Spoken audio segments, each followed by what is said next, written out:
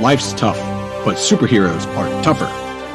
A podcast about real-life superheroes in the entertainment industry with your host, Stephen Shamus. This episode is brought to you by the Podcast Services Division at Life's Tough Media. Having your own podcast allows you to creatively reach all types of audiences, from clients to prospects, to your most loyal membership base. And by utilizing studio affiliates located around the world, coupled with quality remote recording capabilities, Life's Tough Media makes having a corporate podcast easier than ever before. Contact us for a no-obligation consultation at info@lifestuff.com or visit lifestuff.com to learn more. Welcome back, everybody, to Life's Tough, Superheroes Are Tougher with my co-host, Alex Ray, and the wonderful Colleen Doran. Colleen, how are you today? I'm good. How are you? I'm looking looking a little ghostly in the light, though. You definitely look like the most comfortable person out of all three of us. So I have the best chair. I do have the best chair, my vibrating chair. So Colleen, Colleen, where are you joining us from today? I'm sorry, I missed the question. Where are you joining us from today? I live in the Appalachian Mountains. I live way nice. out in the middle of nowhere. It's really quiet out here. In fact, it's chilly. I am wearing a sweater in June, and it is that cold. Yeah, it's really sounds nice. Chilly. Oh, it sounds like a nice nice setup you got over there. So thank you for joining us today. You've had a very illustrious career. We're going to try to cover as much ground as we can. And talk to you about what you can tell us about your career. We love to talk. So throughout your career, you've worked with some great. You've had some great collaborations in your career. I got to tell you, there's not that many people that have had the kind of collaborations that you've been able to muster over the years. Stan Lee, Neil Gaiman, Alan Moore, Warren Ellis, Anne Rice. Can you talk a little bit about Peter David? Can you talk a little bit about those collaborations and what it means to be working with these kinds of people throughout your career? That's a great question. I feel an immense responsibility when I get to work on a story by someone like Neil Gaiman. It's actually scary in some ways because people have such high expectations. And they love these stories. They have a great deal of emotional investment in some of these stories, and I need to do a really good job. And I can't say as I've always done a good job. I can't say that. And a lot of people think I know some of these people really well, and in some cases I really don't know them at all. Like I barely spoke to Anne Rice the whole time I worked with her. Wow. And I've only spoken to Warren Ellis face to face once.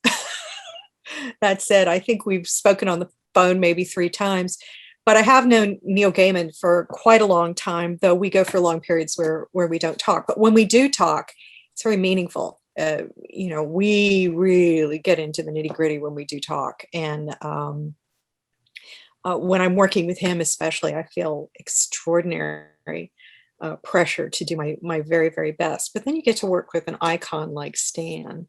I mean, holy cats. People really expected a lot from his autobiography, which sold very well. I personally don't think it was my best art. They wanted it done in a, young adult breezy style. And we basically had to do almost 200-page graphic novel in just a few months from start to finish, which was really rough. That's very fast.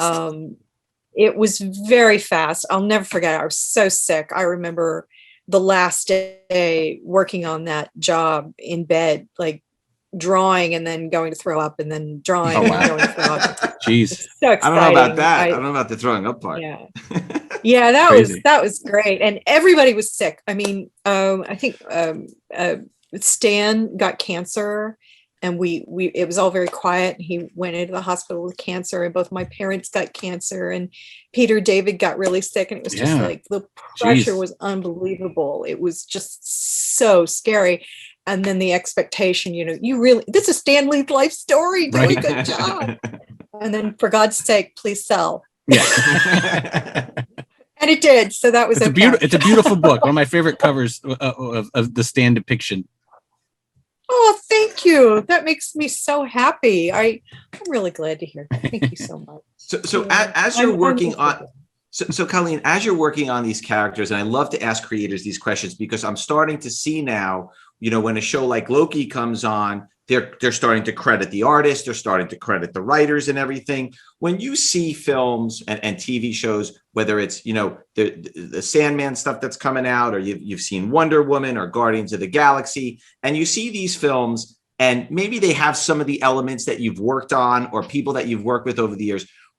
How does that make you feel? You're sort of seeing a screen and you're seeing some of your work, and whether it's the costumes or storylines or themes, how do you sort of react to that? And the fact that now they're starting to give more credit to the artists and writers on the screen. I don't even know what world we're living in. The world I come from, and I was a kid when I got into comics. I was a teenager when I went professional. And it was years before I could say I was a real professional making a living at it. But I got my earliest professional work when I was a teenager. But this was a disreputable, unrespected profession. It was trashy. Everybody thought you were a weirdo if you went into comics. And I had people try to talk me out of it. I had people in the industry try to talk me out of it. And they was like, you're never going to make any money here. And nobody ever does. And this is terrible. And, it's so vulgar. And, these companies are in with the mob. Everything else. And I was like, I just love comics. I just want to do comics. And I thought, well, I can only expect to make $30,000 a year, but that seems like a lot of money to me. So this celebrity culture around being a cartoonist is weird. And we've gone from, excuse me, I'm OCD, so I have to fix this cord or I'm going to go crazy. There we go. There. Oh, thank God. It's over. We made it through it.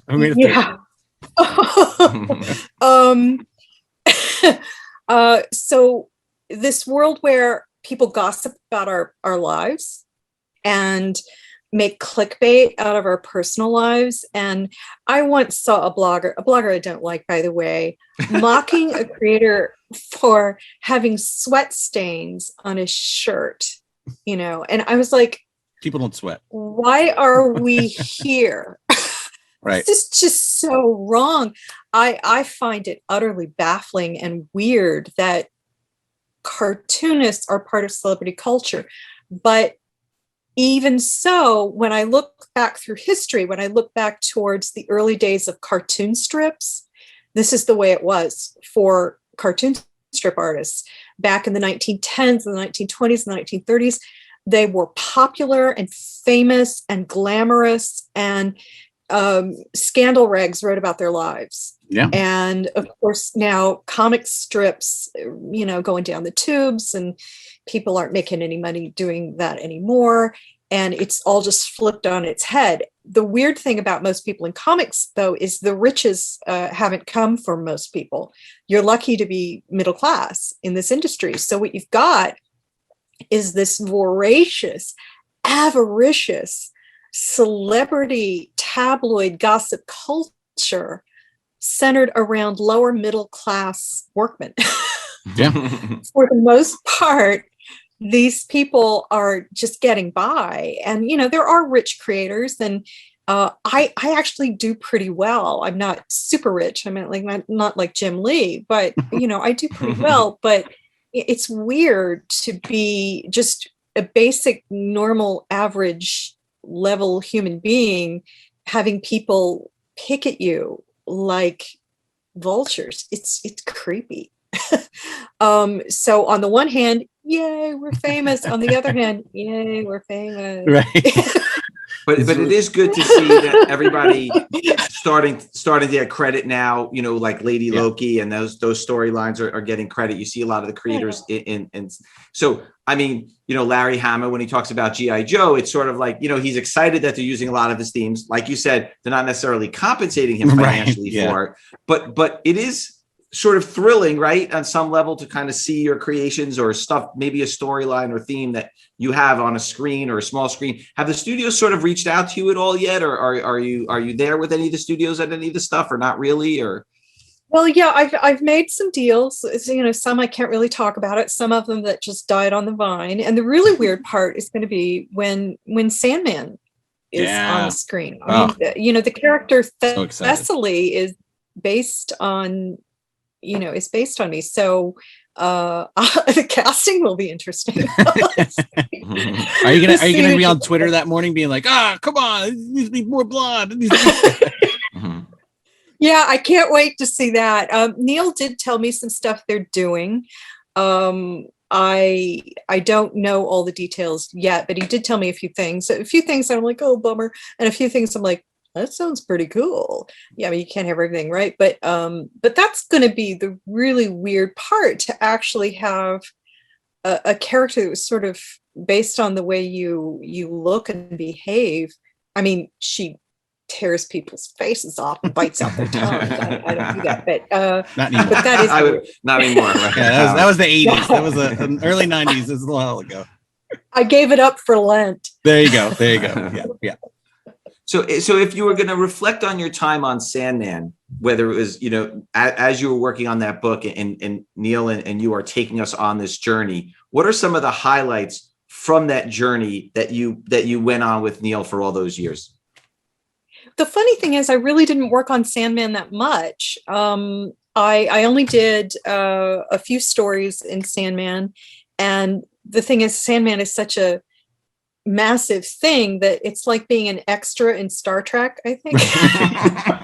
Red shirt number 2. I don't know about that. I was in that episode, I played the Romulan for one episode, and I can dine on it for the rest of my natural life. But the thing that sticks in my head about the Sandman experience was meeting Neil for the first time, because this is a really weird story. This is true. And I don't think I've ever told this story in public before, but the United States government introduced me to Neil Gaiman. That's very interesting. Believe it or not. Okay. Yeah, this is a true story. Back around 1989, there was an organization called the Delphi Institute, and they were a think tank. And it was a branch of the United States Information Agency. And they did all these cultural outreaches around the world to try to bring people together and think nice things about the United States, because, well, who doesn't think nice things about the United States? It was a lot more jolly back then than it is now. But anyway, so they contacted me and said, we want you to be a part of this group of international cartoonists. And we're going to do a cross-cultural tour of the comic scene in America. And I was probably not a good choice to bring along. I was like really insecure and really down. I was going through a really bad time, and everybody else was just so jolly and fun. But I was glad to get to be chosen. So that was very nice. And I don't know if I should tell this part of the story, but there was another woman creator who really wanted my slot, and she called me up and trashed me pretty badly and said, you're only getting this because you're a Barbie and a blonde bimbo, and then expect you to have sex with the other person. It was bad. It was bad. I'm not going to tell you who it was off the air, but I'm not going to tell you who it was. And I went feeling very, very insecure and inadequate, because I was like, oh my God, people think this of me. This is pretty bad. So anyway, I went, and they had people from Czechoslovakia, which I don't think even exists anymore, and the Philippines and Egypt and India. And it was just so interesting. There were puppeteers and stop motion animation and cartoonists and illustrators. They were just such interesting people. And like I said, I wish I was a better host, but I wasn't. Anyway, one of the places we went was DC Comics. So let's go visit DC Comics. We went to Marvel as well, but we visit DC Comics. And I'm like, well, I work here. I don't really care. So I actually have pictures of Archie Goodwin and some other people at the DC offices. They put out a nice spread of hors d'oeuvres and stuff for us and showing us around. I thought that was very sweet of them. And I snuck out because I'm like, I'm going to go get some work. Predators. So I stopped by Karen Berger's office. Oh, sure. I'm like, hey, how you doing? And there's this young guy in there, this good-looking young man, all in black. I'm like, hey, how you doing? Yak, yak, yak, yak, yak. And I get introduced to him, and I'm like, hey, yak, yak, yak, yak, yak. I'm like, well, I got to go. So I went, and I went like, wait, Neil Gaiman. And I went running back and I said, you're Neil Gaiman. And I was like that. Oh, Colleen, hello. It's so nice to meet you. I love your work on A Distant Soil. I'm like, you're Neil Gaiman. I love Sandman. Sandman is so cool. Now, Sandman had only been out for a really short time. It only had a few issues out, and it was not selling well at all. If you recall, it almost got canceled. Mm-hmm. And they were just coming out with Sandman #8, which is the special promotional issue. Right. And it had like a different inside front cover art. And Neil wrote down his name, address, and phone number in that. Oh, wow. And handed it to me. He's like, oh, we must work together. We should do a Sandman story. And this is the worst Neil Gaiman invitation ever. But that's how I met Neil Gaiman. And that woman who was really mean to me, she didn't get that job either. So I like to tell this story. Oh, it's even better comeuppance. Yes. Yeah, it's not that I haven't let it go. Right. But it's been 32 years. Right. So it's at least. I mean, like yesterday. So so that's how I met Neil. And I felt so great that, he was not a big deal back then. Most people didn't know who he was. Sandman wasn't selling. And it was that particular issue that he handed me in that preview. And I kept that comic for years. I think I sold it off for charity. That's awesome. About 6 or 7 years ago. Yeah. And I hope nobody called him or paid him a visit. I'm sure that number was long gone by then. Long gone. Yeah. That was his number in the UK. And the phone calls were God, because we would call and talk like at 1 o'clock in the morning, and the bills were crazy because you didn't have plans. Right. By the minute. It's like, it was. So anyway, that's my Sandman story. That is a great story. By the way, so you mentioned A Distant Soil. Yeah. And so let's talk about that because you're so well known for that. So talk to us a little bit about the history of A Distant Soil. What's the status of it now, and what are your plans on that for the future? Well, thank you very much for asking. I really appreciate that. I've been working on it for such a long time. It's actually kind of ridiculous, like George R. Martin ridiculous. And, I will have taken as long to do A Distant Soil as it will have taken George R. Martin to do. Just beat him, and then you'll win. Yeah, but he didn't have to draw those battles. Yeah, right. Let's just call that. Yeah, he didn't have to draw it. So, I'm funding it on my Patreon, which is doing really well. And I'm just about to, I should have been finished by now, but I'm trying to finish Chivalry, my next graphic novel with Neil Gaiman. And once that is finished, A Distant Soil is my full-time job for the foreseeable future. The fundraising on the Patreon went really, really well. The money's in the bank to take a year. And I never thought we'd get there, but awesome. If I just want to sit down and work on it full time for about a year, I want to do that. There really isn't that much finished. It's about a half a dozen issues worth of work. And I just need to be able to clear my head. There's been too much ping-ponging between jobs. I'm either in or out on something these days. I used to be able to multitask. You know what? I'm probably lying about that. I used to think I was able to multitask, but I certainly learned that, when you concentrate on one thing and really give it your all, you do a much better job instead of beep, beep, beep, beep, beep, beep. Yeah. Are we gonna see A Distant Soil in any other media other than the comic stuff, or you can't talk about it? You never know. Okay. And just take us back a little bit when you first started. I just stuck my tongue out like Miley Cyrus. We'll blur it out. We'll put a smiley face over it or something. What inspired A Distant Soil in the first place? Because that's really, that's your signature, your book. That's your signature book. What sort of inspired that? It started out as superhero fanfic. I'm not kidding. Perfect. I loved Aquaman. And I'm not kidding. The character Liana, who is the lead psychic girl in the book. She started out as Aquaman's girlfriend because I just couldn't quite believe that Aquaman was married and not to me. So I made up a girlfriend for her. How it gets from like superhero fanfic, and a lot of my early work has DC Comics characters in it, and I've got like some fan art of some of the Soil characters in X-Men costume. Perfect. Oh, that's funny. Love it. That is funny. It's hilarious. Maybe we'll show some That's of what, those. So- that's what Patreon's for. Right. Is all that Yeah, fun take stuff. take some pictures and send them to us, and we'll show them during the podcast. It's pretty funny stuff, but that's how it started out. It started out as superhero fanfic, and then I realized, I think I've got a story here that would work independently of DC and Marvel, and maybe I should just do it as a space opera, and that's what I went with. And that's how it started out. I just love comics. I love drawing my favorite characters, and I love making up stories about them, and it just grew out of all that weirdness. And there was a television show, oh boy, you guys may be old enough to remember it, called The Space Sentinels. That I do not It was a remember. I'm pretty Filmation- good. Oh. I'm pretty good. Oh, I don't love remember that Filmation. one. Big Filmation fan. I don't know if I remember that one. The don't remember Space that one. Sentinels. You'll have to go look that up. I definitely had- will. The character Bast directly came out of that TV show. Yeah, go look that up. The Space Okay. Sentinels. Yeah. Alex, that's your job. That's after my this, to next put up podcast. To I'm put up gonna a start clip. is We gotta a put Filmation up a animation podcast. yeah. So. We got to put up a clip of that. Obscure Saturday morning. Oh, it's the best. Cartoon.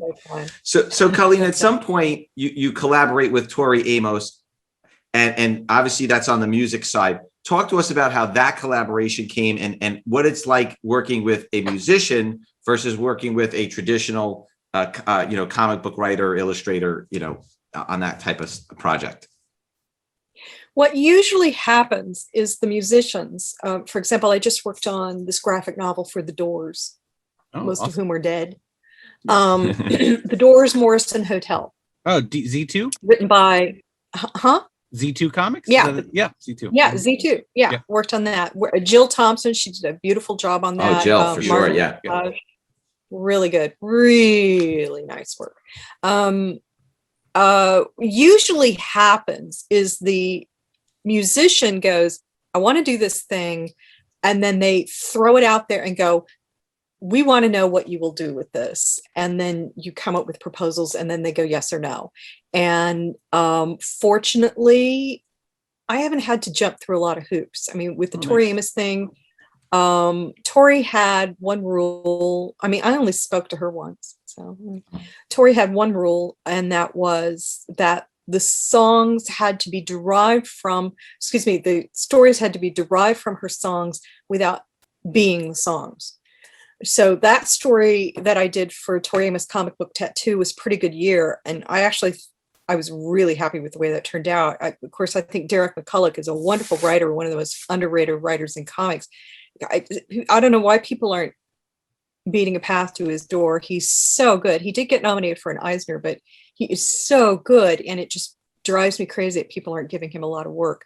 Anyway, so he came up with this beautiful story, pretty good year, with this brilliant theme, with each page of the story representing a month of the year, which I thought was really sharp. And so I did that in a style I'd never used before, and I don't think I've ever used it since. I really got to use that again, and it turned out pretty cool. And then on Morrison Hotel, Leah Moore wrote those stories, and we got to work on the Vampire Diaries together as well. She's really, really good. And I didn't have much input into the story at all. It was presented to me as a fait accompli, but I do know that I was relieved that they liked my art straight out the gate, because that is not always the case. And celebrities can be pretty touchy. I'll just call that out. Yeah. So you never know what you're going to get. And so I didn't have any problems with that. So same thing with working on Stan Lee's books. Like I said, celebrities can be pretty touchy, but he was actually really mellow. You know what? The only thing he asked me to change in all the pages of that book, he wanted me to make his wife prettier. Oh, that's Isn't that nice. That is sweet, actually. Yeah, it was so sweet. At one point he was actually going to have John Romita go through and redo all the faces to make sure that they would look right. And I had to tweak my art enough to hit that John Romita scene and make sure that it made Stan happy. But That's yeah, awesome. that was the only thing he's like. That is a great Stan anecdote. It's hard to get new Stan. After all these years, it is hard to get new Stan anecdotes, and that is a good new Stan anecdote. So you just mentioned. I've got an epic Stan anecdote. Oh, let's go! Let's go! Oh my God! Let's go. When Stan was working for the Signal Corps, he had to do posters and publicity and all this kind of stuff. Well, I get the script and I'm sitting here reading this thing and I was like, I don't understand this. What do they call? There was something called a station. I can't remember what the word was. Go to the station, and I was like, I don't understand what that is. It's like, what am I supposed to be drawing here? And it turns out it was a place where all the anyway. Peter says Stan wants you to call him. And I'm like, why? And he says, well, he just wants you to call him. He wants to explain this to you. And it turns out that the station I was supposed to be drawing the scene was where the soldiers went to pick up their condoms. The commissary? And I'm like, no, it wasn't a commissary. It was something called a something station. I can't. My brain keeps saying filling station, and I know that's not it. That is funny. Like a pro station or it was pro station, like meaning prophylactic. And I didn't know what they were trying to get at. And Peter was like, no, Stan wants you to call him. Then he finally tells me why. And I says, I'm not calling Stan about that. That'd be like calling my grandfather. I'm not going to talk condoms with Stan. No. That's beautiful. Like, that is a good Stan story. So we got two good Stan stories today. We got two out of you. So you mentioned two other prolific female creators, Jill Thompson and Leah Moore. Let's talk a little bit about that. When you broke into the industry, there really were not a lot of minority or female creators. Marvel and DC are definitely making a lot of headway, bringing in a lot more voices of diverse people from all backgrounds. Can you talk a little bit about when you first broke in and what it was like for you versus what you're seeing today in terms of what Marvel and DC and some of the other publishing companies are trying to do? That's a really good question. It was both better and worse than people think. First of all, there were women in comics back then. Everybody talks about how there were no women in comics back then. Now I can honestly say I was like the only girl for a while. I mean, young girl. That wasn't common. But there were women in comics. I mean, Louise Simonson was there, and Ann Nocenti was there, and Ramona Fredon. In fact, one of the first comics I ever bought with my own money had Ramona Fredon art in it. It was Super Friends. Oh, wow, yeah. She's still drawn today? Yeah, and Marie Severin. Yeah. But it was when looking back, it's hard for me to quite process how weird things were.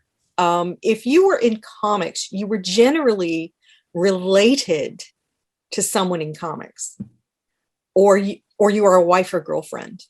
And I was very touchy about that for a long time. In fact, I've been very, probably a little snotty to women I didn't think were particularly as able as they ought to be. But sometimes people will go, well, you should work with her. And I'm like, she's someone's girlfriend. I'm not working with her because she's someone's girlfriend. I want to see the work on the table. And I will have to say that when I first came to Marvel and they introduced me to Marie Severin, who was the acting art director at the time, she looked me up and down, and her first question was, whose girlfriend are you? That was it. She didn't even look at my art. That was it. And that was the norm. In fact, when I had a problem with a dirty old man editor, one of the senior women creators said, we've got to get you a boyfriend, because that's how it was dealt with. You had male protection. And I was like, I don't want that. I don't want anything to do with this.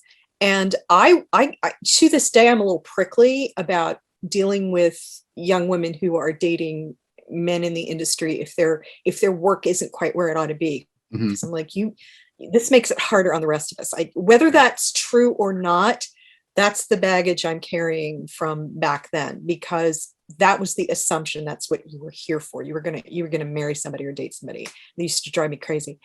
And I would say that the 90s especially I would say that in some ways the 90s were even worse, because there was an influx of young women coming in and very few jobs to go around. And there was a lot of headbutting. It could get pretty nasty. If I told you some of the stuff that went on, I think this broadcast would spontaneously combust. Burn after listening. And oh my God, you have no idea. And then things started to change over the last 15 years or so. There was a period where some really young women were getting in and basically saying, if, there were no women in comics ever before us, which was really offensive. I mean, you've heard that. Yeah. We're like, really? Excuse me.